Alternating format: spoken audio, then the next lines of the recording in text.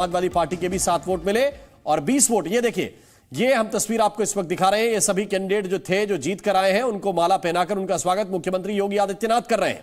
तस्वीर जरा देखिए, आरपीएन सिंह तस्वीरों में आपको नजर आ रहे होंगे। ये देखिए तस्वीरें, संजय सेठ तस्वीरों में आपको नजर आएंगे। आगरा के पूर्व मेयर जिनका जिक्र उनके कार्यकर्ता कर रहे थे, वो भी इन तस्वीरों में। सुधांशु त्रिवेदी भी अंदर से बाहर निकल आए हैं। सुधांशु त्रिवेदी भी 38 वोट पाकर जीते और सभी नेता उनके स्वागत के लिए तैयार हैं।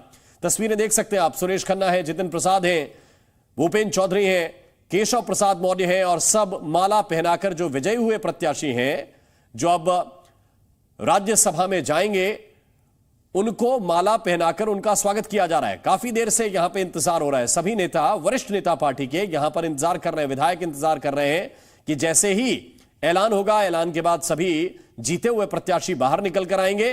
वो जीते हुए प्रत्याशी अब मुख्यमंत्री से मिठाई भी खा रहे हैं।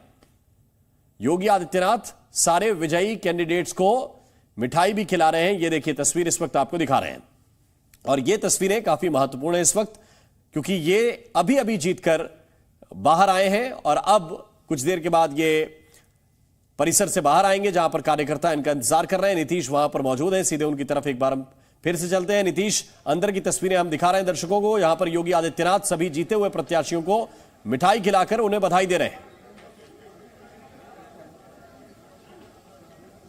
मौका ही कुछ ऐसा है, अगर मौका खास है तो मिठाई तो बनती है और सीएम भी यहाँ पर पहुँच चुके हैं। हम आपको बाहर की तस्वीरें दिखा रहे हैं। देखिए बाहर जो कार्यकर्ताओं का उत्साह है वो यहाँ पर चरम पर है और जो कार्यकर्ता हैं अब इस जो सामने सीढ़ी आपको दिखाई दे रही है, इसके पास पहुँच चुके हैं और अब इंतज़ार कर रहे हैं कि जो इनके जीते हुए प्रत्याशी हैं वो नीचे उतरे और माला पहना कर ये उनका स्वागत करें। राम, जिस तरह से आज पूरे इस चुनाव के अगर बात कर लें तो ये चुनाव जब पहले जब शुरू हुआ, तो जब वोटिंग शुरू हुई तो जोड़ तोड़ की बात सामने आई और कहीं ना कहीं जब समाजवादी पार्टी के जब नेता सामने आए, जब हमने उनसे बात की तो उन्हें इस जोड़ तोड़ का डर सुबह से ही सता रहा था। फिर एक सूचना आती है कि जो समाजवादी पार्टी के विधायक हैं उनके फ़ोन स्विच ऑफ जा रहे हैं और जो समाजवादी पार्टी के वरिष्ठ नेता हैं उनसे संपर्क करने का प्रयास कर रहे हैं, लेकिन संपर्क हो नहीं पा रहा है। इसी बीच मनोज पांडे का इस्तीफा सामने आ जाता है और जब इस्तीफा सामने आता है तो उसके बाद जो तोड़ तोड़ के गणित के आरोप थे वो अपने चरम पे आ जाते हैं और जब ये सारे आरोप सामने आ जाते हैं तो उसके बाद अब वोटिंग का सिलसिला शुरू होता है और वोटिंग के सिलसिले के बाद अब जो नतीजे सामने हैं वो कहीं ना कहीं भारतीय जनता पार्टी के खेमे को मजबूत करते हुए हैं और सीएम योगी आदित्यनाथ भी यहाँ पर मौजूद हैं, जो कार्यकर्ताओं को माला पहना रहे हैं। इसके साथ ही जो जीते हुए प्रत्याशी हैं उनको माला पहना रहे हैं, उनको माला पहनाने के साथ उनको मिठाई खिला रहे हैं। तो जीत का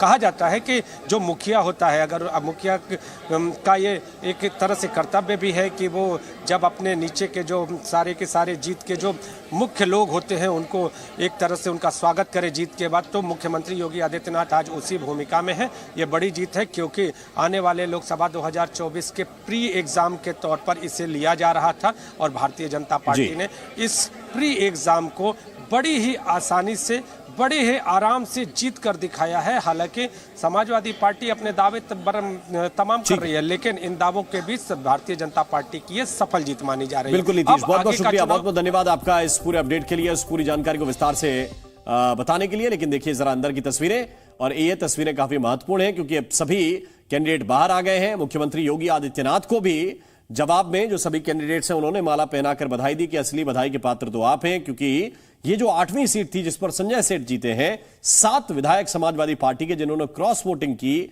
और उसके लिए ये जो खुशी है वो ज्यादा है क्योंकि 7 तो तय थे, 7 जीतने थे बीजेपी के और 2 समाजवादी पार्टी के जीतने तय थे। एक सीट को लेकर पेंच फंसा था और उस पर 7 जब क्रॉस वोटिंग हुए, देखिए विक्ट्री साइन बनाकर बीजेपी के तमाम वरिष्ठ नेता पहली पंक्ति में हों या पीछे जीते हुए जो कैंडिडेट्स हों, उसमें आप देख सकते हैं कि किस तरह से इस वक्त भारतीय जनता पार्टी के नेताओं के अंदर खुशी है, क्योंकि वो जानते हैं कि ये सिर्फ एक सीट नहीं जीते, वो राज्यसभा की 8वीं सीट नहीं जीते, बल्कि इसके साथ साथ नए समीकरण भी बनाने में सफल रहे हैं और विरोधियों को नई चुनौतियां देने में भी भारतीय जनता पार्टी के वरिष्ठ नेता सफल रहे हैं, उनकी रणनीति सफल रही है और इसलिए ये खुशी यहां पर ज्यादा दिखाई दे रही है।